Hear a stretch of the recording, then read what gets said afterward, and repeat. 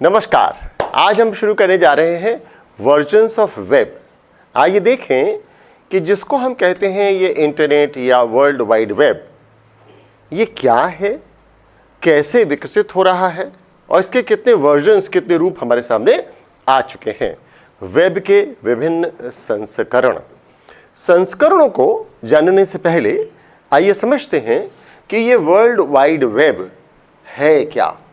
तो ये interconnected hypertext दस्तावेज और संसाधन उपलब्ध करा देता है।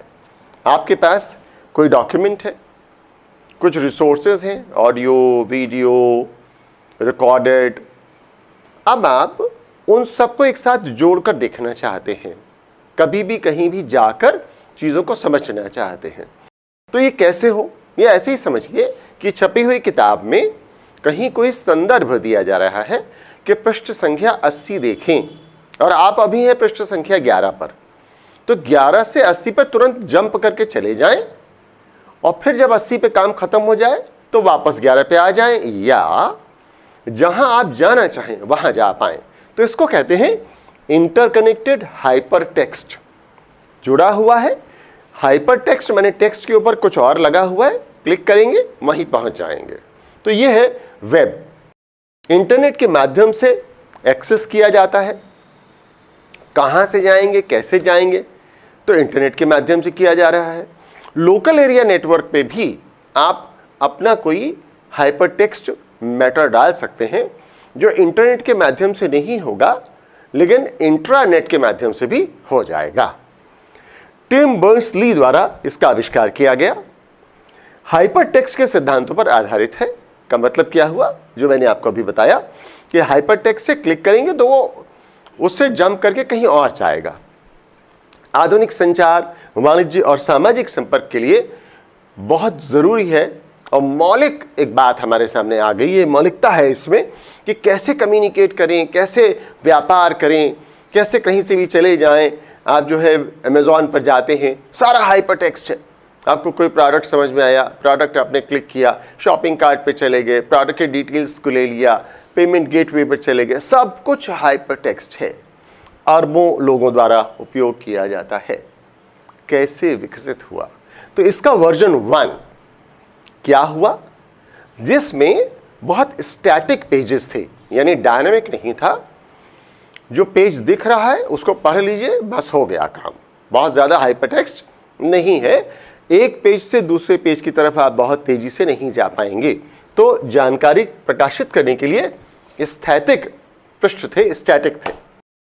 सीमित अंतरक्रियाशीलता, एक पेज से दूसरे पेज, दूसरे पेज से तीसरे पेज, इसी पेज पे ऊपर से नीचे, नीचे से ऊपर। ये जो इंटरएक्टिविटी है, अंतरक्रियाशीलता है, ये कम थी और उपयोगकर्ता जनित सामग्री नहीं थी। ये सीमित थी। जो उपयोगकर्ता है यानी मैं और आप, ये बहुत सामग्री उसमें नहीं डाल सकते थे। ज़्यादातर जिनके पास अधिकार होता था वही डाल सकते थे। सरल ग्राफिक्स और पाठ आधारित सामग्री, बहुत विजुअल्स नहीं थे, ग्राफिक्स नहीं थे, ज़्यादातर टेक्स्ट था, जैसे ये टेक्स्ट है। पदानुक्रमित सामग्री संगठन, किसी अनुक्रमण के हिसाब से हम सामग्री को देते थे और वहीं से हम इसको ऑर्गेनाइज करते थे, संगठित करते थे। इसकी मदद से सीमित ई कॉमर्स और ऑनलाइन लेन देन हो पाते थे। यह जो सर्च इंजन आज हम इस्तेमाल करते हैं, जिसको हम कहते हैं गूगल का सर्च इंजन है, बहुत बड़ा सर्च इंजन है जिससे कुछ भी ढूंढ लेते हैं, तब ये वेब 1 में बहुत थोड़ा था। सीमित ई कॉमर्स और ऑनलाइन लेन देन हो पाते थे। खोज का इंजन बहुत प्रारंभिक अवस्था में था और वेब एक्सेस बहुत लिमिटेड लोगों को मिल पाती थी। डायल-अप या ब्रॉडबैंड के साथ डेस्कटॉप कंप्यूटर हम जोड़ पाते थे। आज तो हमारा मोबाइल भी इंटरनेट एनेबल्ड है, वहाँ से हम जोड़ के देख पाते हैं। जब वेब 1 आया था तब ये लैपटॉप या मोबाइल जो डिवाइसेस होती हैं ये होती नहीं थी, और ये डायल-अप कनेक्टिविटी से हम करते थे, टेलीफोन के माध्यम से ये डेटा आता जाता था। ये था वेब 1। फिर आया दोस्तों वेब 2। वेब 2 क्या है? ये थोड़ा तेज हो गया। गतिशील इंटरैक्टिव वेब पेज, अब तेजी से पेज बदल सकता है और डायनेमिक है। डायनेमिक का मतलब ये कि जो चाहे आप तुरंत बदलें, तुरंत दिखने लगेगा। मुझे याद है कि वेब 1 में हम कुछ डेटा अपलोड करते थे तो वो कुछ घंटों बाद विश्व को दिखाई पड़ता था, पर आज जैसे आप फेसबुक पे डालते हैं तुरंत दिखने लगता है, वैसे ही वेब 2 में होने लगा।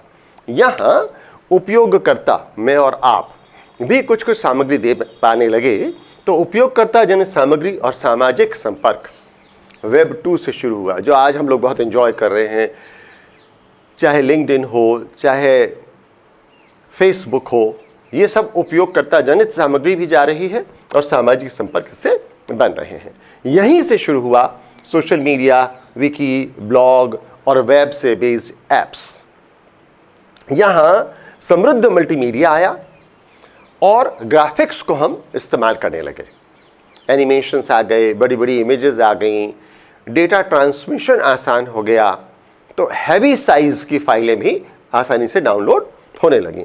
उन्नत खोज इंजन और एल्गोरिथम, यानी अब हमारे सर्च इंजन्स बहुत तेज हो गए, उसके अंदर सामग्री ज़्यादा होने लगी और एल्गोरिथम इवॉल्व कर गई कि वो कुछ कुछ भी कहीं से भी कनेक्ट कर ली जाती है। सहयोगी और भागीदारी वेब संस्कृति यहाँ से आई। का मतलब क्या हुआ कि हम और आप एक दूसरे से सहयोग कर रहे हैं, हम एक दूसरे से पार्टनर हैं, भागीदार हैं।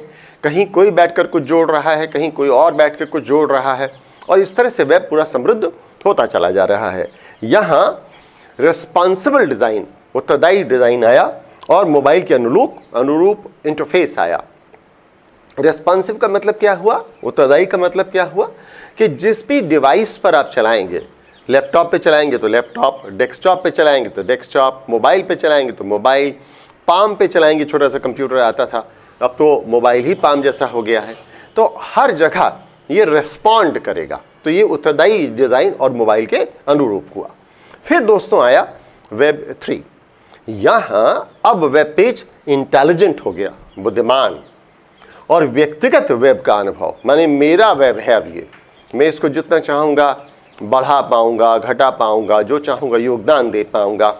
मशीन अपने आप लर्न करने लगी और आर्टिफिशियल इंटेलिजेंस आ गई। आर्टिफिशियल इंटेलिजेंस, आप स्पेलिंग गलत करते हैं ठीक हो जाती है। अब आज के ज़माने में ये तो कोई बड़ी बात रह ही नहीं गई, आपका कंप्यूटर अपने आप टाइप करने लगता है। मोबाइल में भी आप कीपैड पे ऐसे ऐसे करते हैं, वो अपने आप शब्द आ जाता है, समझ जाता है कि आप कौन सा शब्द टाइप करना चाहते हैं। यहाँ सिमेंटिक वेब और लिंक द्वारा किए गए डेटा से हमने इस्तेमाल करना शुरू कर दिया वेब को। सिमेंटिक वेब का क्या मतलब हुआ कि आप एक शब्द लिख रहे हैं लेकिन वास्तव में वह शब्द उपयुक्त नहीं है, कोई दूसरा शब्द होना चाहिए। तो वेब अपने आप उस दूसरे शब्द को समझ पाता है, यानी शब्दों को, समानार्थी शब्दों को ये पकड़ लेता है और आपको दिखाने लगता है। विकेंद्रीकृत नेटवर्क और ब्लॉकचेन प्रौद्योगिकी आ गई, डिसेंट्रलाइज्ड है। पहले साझेदारी थी वेब 2 में, वेब 1 में स्टैटिक था, स्थैतिक कुछ नहीं हो रहा। अब क्या हो गया, डिसेंट्रलाइज हो गया, पार्टनरशिप जैसा नहीं हो गया, अब तो फेसबुक आ गया। फेसबुक में क्या हो रहा है कि फेसबुक में जितने लोग चाहें, जैसे जो चाहें, सब कंट्रीब्यूट करते चले जा रहे हैं। ये हुआ विकेंद्रीकृत नेटवर्क और ब्लॉकचेन प्रौद्योगिकी। ब्लॉकचेन का मतलब क्या हुआ कि कहाँ से कोई सूचना आई है उसको जब हम चाहें ट्रेस बैक कर सकते हैं, ढूंढ सकते हैं कि ये सूचना कहाँ से आई थी।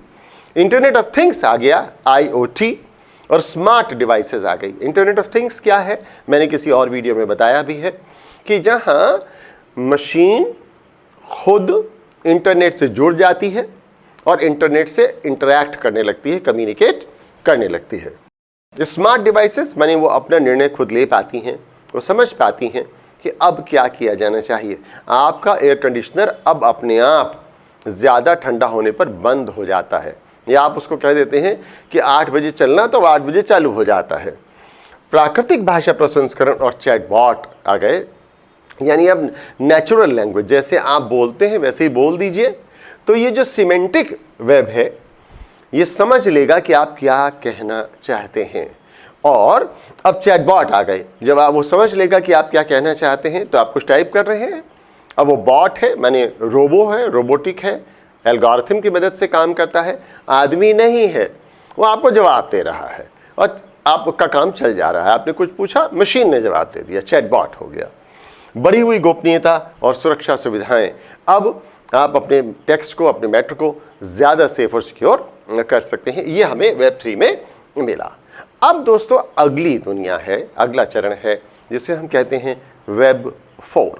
अभी ये वैचारिक चरण में है। इसमें हो क्या सकता है? अत्यधिक व्यक्तिगत और इमर्सिव वेब अनुभव, बहुत पर्सनलाइज हो जाएगा। जैसे आप फेसबुक में करते हैं कि आपकी पोस्ट कौन पढ़ सकता है, कौन नहीं पढ़ सकता है, तो और ज़्यादा पर्सनलाइज हो गया। इमर्सिव वेब अनुभव यानी आपको उसमें जो सेंसेस हैं ज़्यादा आने लगेंगे।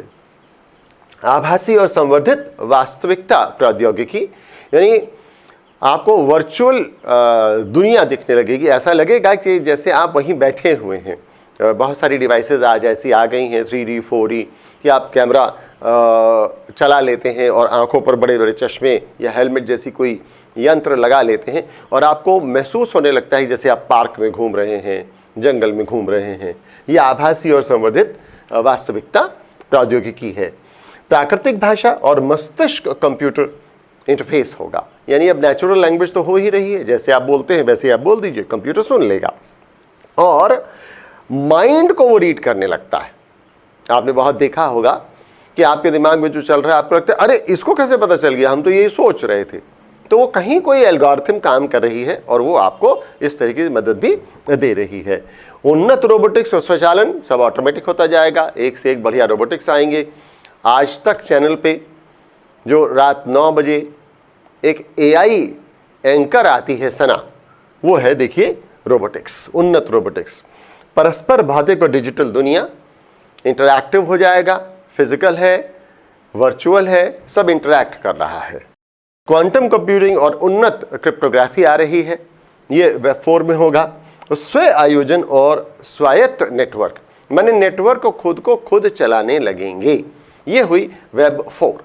और अब देखिए मनुष्य तो मनुष्य है, उसने और आगे के सपने देखने शुरू कर दिए। किसके? वेब 5 के। यह केवल एक अवधारणा है और अभी तक इसको परिभाषित नहीं किया जा सका है। होगा क्या, हो क्या सकता है? जो वेब 4 में था उसको और आगे बढ़ा दीजिए, यानी हाइपर कनेक्टेड और बुद्धिमान वेब अनुभव, प्रत्यक्ष मस्तिष्क कंप्यूटर इंटरफेस और तंत्रिका नेटवर्क। माने अब हर चीज सेंसिटिव है, वेयरेबल कंप्यूटर है, इंटरनेट से जुड़ा हुआ है, आप उससे सब इंटरैक्ट कर पा रहे हैं, वो बॉडी से अपने आप कम्युनिकेट कर ले रहा है। जैसे अब बहुत सारी डिवाइसेस आपको हाथ पैर में बांध दी जाती हैं और डॉक्टर को, अस्पताल को पता चलता रहता है कि आपका बीपी बढ़ गया, घट गया, शुगर कम हो गई, वगैरह वगैरह। क्वांटम कंप्यूटिंग और उन्नत आर्टिफिशियल इंटेलिजेंस AI आएगी। एकीकृत वैश्विक नेटवर्क और कोई सीमा नहीं, चाहे जो करिए, इंटीग्रेटेड है और चाहे जो आप कर सकते हैं। बहुआयामी और बहुआयामी connection, multi dimensional 3D 4D 5D और बहुत सारे तरह तरह के कनेक्शंस, कहीं से भी जोड़ लिया, कैसे भी जोड़ लिया, सब इंटरकनेक्टेड है।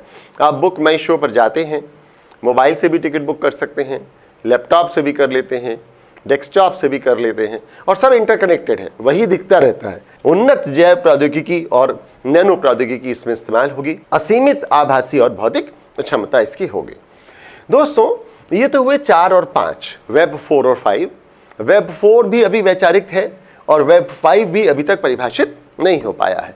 वास्तव में हम 1, 2 और 3 यानी वेब 1 और 2 और 3 को ही बहुत अच्छी तरह से परिभाषित कर पा रहे हैं। आइए इसकी तुलना करके देखते हैं वेब 1, 2 और 3।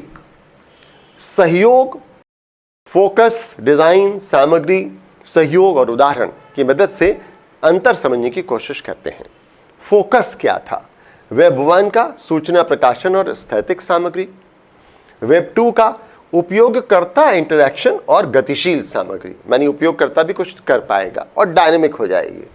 और वेब 3 व्यक्तिकरण और बुद्धिमान सामग्री वितरण, यानी अब बहुत पर्सनलाइज हो गया और हम जो चाहें वो इंटेलिजेंट ढंग से मटेरियल को डिस्ट्रीब्यूट कर सकते हैं। जिसको चाहेंगे वो देखेगा, जिसको नहीं चाहेंगे वो नहीं देख पाएगा। डिजाइन पॉइंट ऑफ व्यू से ये सरल और स्थिर वेब पेज था, ये आकर्षक और इंटरैक्टिव इंटरफेस हो गया और ये तो एडेप्टेबल है, अनुकूली और संदर्भ जागरूक इंटरफेस। जैसा चाहे बदल जाए, मेरे लिए कुछ और दिखेगा, आपके लिए कुछ और दिखेगा। गूगल का इंटरफेस आप अपने हिसाब से कस्टमाइज कर सकते हैं। सामग्री ये ज़्यादातर पाठ आधारित थी और सीमित मल्टीमीडिया सपोर्ट था, इसके साथ ज़्यादा समर्थन इसको नहीं मिल पा रहा था।